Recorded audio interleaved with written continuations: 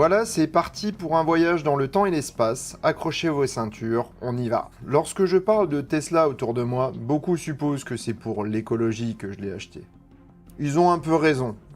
Mais en fait, ils ont qu'un peu raison, donc ils sont majoritairement à côté de la plaque. Revenons un peu dans le passé pour comprendre.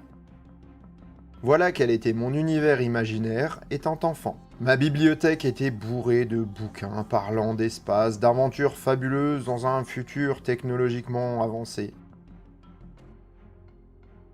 Au-delà de tous les dessins animés et films qui se passent dans l'espace, les voitures ont une part importante dans les univers futuristes. Les constructeurs auto en ont d'ailleurs tiré profit pour faire rêver avec des concept cars toujours très avancés dans le futur, et cela est vrai depuis les années 50.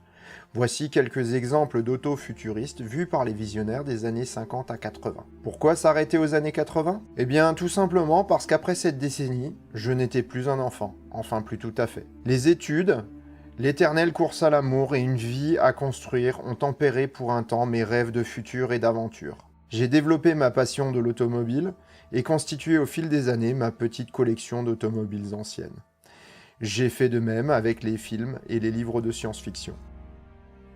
Avant de continuer, j'aimerais que vous preniez quelques secondes, juste pour vous remémorer ce qui vous émerveillait dans les autos de science-fiction.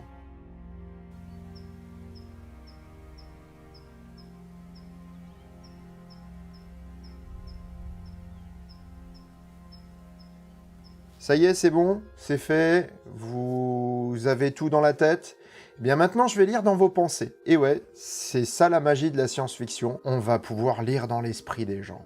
On peut tout faire, ou presque. En premier lieu, une voiture de science-fiction, vous pensez qu'elle a de la gueule.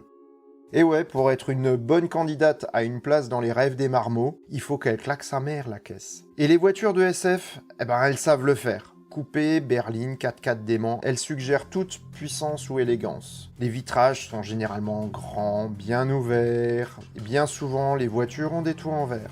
Encore un thème récurrent dans la SF et dans les concept cars. Elles ont également des portes qui s'ouvrent avec élégance et généralement dans un sens que l'on n'attend pas. La Model S n'a rien à leur envier, sauf peut-être les portes et encore elle a les poignées qui se rétractent, ce qui est déjà pas mal. Ouais, ok, ça vaut pas les Falcon du Model X, mais enfin bon. Deuxièmement, vous pensez que la voiture de science-fiction est silencieuse. Dans toutes les séries de SF ou presque, les autos passent dans un petit sifflement suggérant une turbine, ou mieux, dans un silence presque total. Les voitures thermiques gardent une place, mais souvent comme objet de luxe ou de collection. D'ailleurs, dans le futur, il n'y a pas de station-service. Non mais t'imagines Dark Vador en train de faire le plein ? Donc la voiture du futur est silencieuse ou presque. Je dis ça, je dis rien.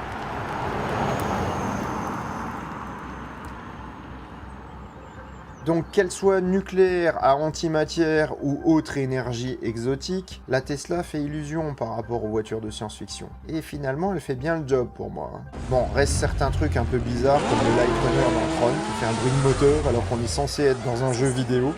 Non mais allô quoi. Ou les bruits de Formule 1 dans les courses de modules de l'épisode 1 de Star Wars. C'est un peu comme si on avait un smartphone à essence ou un home cinéma à vapeur. Enfin, c'est mon avis personnel, je dis ça, je dis rien. La voiture de SF, pour vous, doit être puissante et rapide. Bah ouais, si c'est un escargot, franchement, c'est pas une voiture de SF. De puissantes accélérations, des performances ébouriffantes sont nécessaires pour faire une bonne voiture de SF. Et nous tenir en haleine, dans les courses-poursuites. En même temps, la Model S, juste pour dire, voilà, c'est... regardez voir. Et la mienne, c'est pas encore la plus puissante, parce que quand on regarde les modèles performance, qui ont des modes ludicrous, alors ludicrous veut dire démesuré, ça vient de la folle histoire de l'espace, encore un film de science-fiction, mais un petit peu détourné. Les voitures de SF, vous pensez que c'est des voitures qui roulent toutes seules. On rentre dans un des fondamentaux de la voiture de science-fiction. De K2000 à iRobot, en passant par Demolition Man, Artificial Intelligence ou Minority Report, toutes les autos du futur ont un autopilote. C'est un des thèmes récurrents, tout comme la possibilité de repasser en manuel pour le plaisir ou en cas de besoin. Sauf quelques exceptions, bien sûr, comme le Light Runner de Tron, qu'il faut conduire manuellement. Non mais franchement, c'est quoi? C'est n'importe quoi. Non mais allô quoi. Bon bah Maggie, elle fait exactement la même chose. Totalement, sans la moindre différence de ce qu'on voit dans les films, qui ont certains plus de 40 ans. La première fois que j'ai enclenché l'autopilote sur mon Model S, ça a été un retour en arrière. Je suis redevenu un gosse de 10 ans. Le volant tournait tout seul, la voiture accélérait et freinait toute seule, tout en montrant la route sur le tableau de bord. Purée, ça fait un choc quand t'as passé ta vie à rêver de ce moment-là.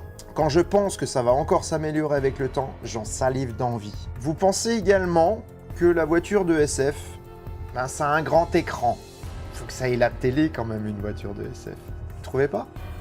Bah ouais, aussi con que ça puisse paraître, les gros écrans, ça fait rêver. En plus de suggérer qu'on peut regarder un film pendant que l'autopilote conduit, l'écran a de multiples usages dans la science-fiction. Trouver du chemin, faire un vidéophone, un terminal d'information, éventuellement la radio même. En matière de gros écrans, les Model S et Model X sont parfaitement pourvus.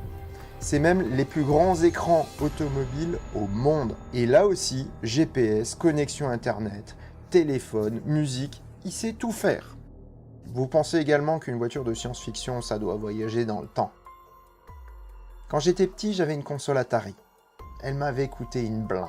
Dès ce moment, je suis devenu dingue de jeux vidéo. Mes premières expériences de gamer, c'est avec Asteroid et autres Formula One. C'était pas super beau, ça allait pas vite, et ça casserait pas 3 pattes à un canard dans le monde d'aujourd'hui. Mais on s'éclatait. Et là, je peux brancher une manette en USB sur la Tesla, je clique sur le T et j'ouvre. Eh ben les jeux. D'ailleurs au passage, elle peut faire aussi un petit peu le tableau de bord de la voiture de retour à le futur, mais bon ça c'est... Bref. Les références d'ailleurs s'arrêtent pas là, puisque j'ai même la route arc-en-ciel de Mario Kart, regardez plutôt. Encore une fois, Tesla a fait mouche, on a vraiment une voiture de science-fiction. Et une voiture de SF, vous pensez que ça doit protéger ses occupants. Il suffit de voir les accidents dans Demolition Man ou iRobot, ou bien protéger les enfants, les animaux, la voiture de SF fait toujours ce qu'il faut. Les Tesla ont prouvé leur solidité en cas d'accident. Pourtant, certains ont perdu la vie à bord de ces autos. Mais nous sommes dans le monde réel. De plus, elle prend soin des animaux avec le dog mode. Et bien plus encore. Et oui, une auto de SF, ça sait se défendre. La Tesla a le Sentinelle. On peut même savoir où elle est depuis un terminal mobile, voire même avec sa montre, comme K2000. Donc la Model S, voiture de SF ou pas? Ben non. Ah ouais, c'est surprenant, mais si on pense que c'est une auto de tous les jours, elle a certes les attributs d'une voiture de science-fiction. Mais pour autant, c'est une auto utilisable, réaliste et parfaitement adaptée à notre époque. Par contre, si on la considère sous le même angle que tout ce que vous voyez ici sur mon étagère à souvenirs, alors franchement, c'est le plus badass de tous mes jouets. Et vraiment, c'est pas une voiture de science-fiction, c'est une bonne voiture de tous les jours, mais c'est surtout un de jouets pour gosses des années 80. Pour finir cet épisode, j'espère qu'il vous a autant plu que j'ai eu de plaisir à le créer, parce que j'ai retrouvé mon univers de gamin. Franchement, ça fait plaisir. Je vous donne rendez-vous pour de nouveaux sujets sur Vroom ou pas, et je vous dis roulez prudemment en autopilote, et je vous dis à bientôt. Ciao.